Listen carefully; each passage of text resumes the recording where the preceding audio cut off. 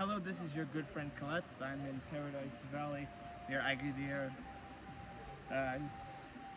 We have here argan tree.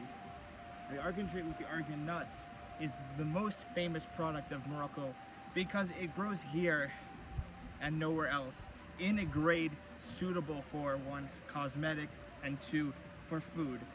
In Mexico, which has a similar biosphere, similar climate, they have wild argan trees, but they do not produce a nut that gives them the oil of the argan. It's ironic, you know, that I'm here from Arizona in Morocco, and this environment looks much the same as what I'm used to. We have agave, we have all these same environments, because when the tectonic plates were together, this part of Africa was jutting up into what is now the Caribbean coast of Mexico and in North America.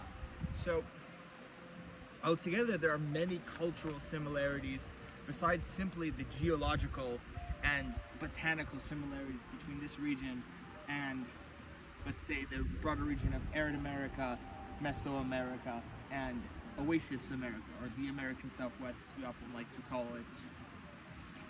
Their cultural similarities include, you know, the styles of the blankets, which are woven with traditional looms, and there's some speculation as to how this arose in the native peoples of the Southwest, the Navajo, the Yaqui, the Zuni, the Acoma. These people most likely actually learned it from a specific Moroccan who passed through the American Southwest about 500 years ago, known in Spanish sources as Estabanico. He was the slave of a Portuguese man. His real name was Mustafa Azemmouri, most likely, and he was purchased by a Portuguese and sold to the Spanish Narvaez expedition, which set off to explore to the south of Mexico, to the Yucatan, but was blown off course and landed in Florida. There, the ships with Estabanico traveled inland towards Texas. Actually, after building rafts, they got shipwrecked a second time. And Estabanico, being from this kind of environment, a Moroccan in America, he was able to guide the Europeans with him. It was a reversal. The slave became the leader of this expedition. And being that he looked more familiar to the natives with his more dark skin and had more similar customs and may have had some magical ability or knowledge, he became known as a medicine man and a shaman among the Puebloan peoples, among different indigenous peoples, and long queues of thousands of natives would follow Estabanico, Mustafa Azemmouri, from village to village as he came through the American Southwest, finally rendezvousing in Sonora with other Spanish forts.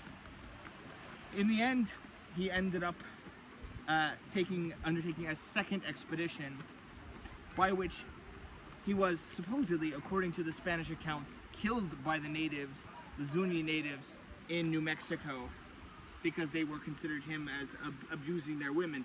But a secondary theory has stated as much that he may have faked his death and given up his rattles as a sign of his death to the Sonorans who went with him, so that he might live a more equal existence among the Puebloan Indians who had a more egalitarian society, in a position of respect rather than as a slave with the Spaniards, who were notoriously very prejudiced and cruel against Moroccans. It was a reciprocal thing at that time.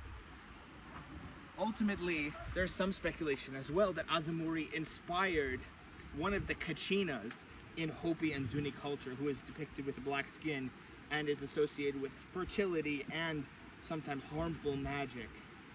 But this is as yet unsubstantiated. It's merely a speculation.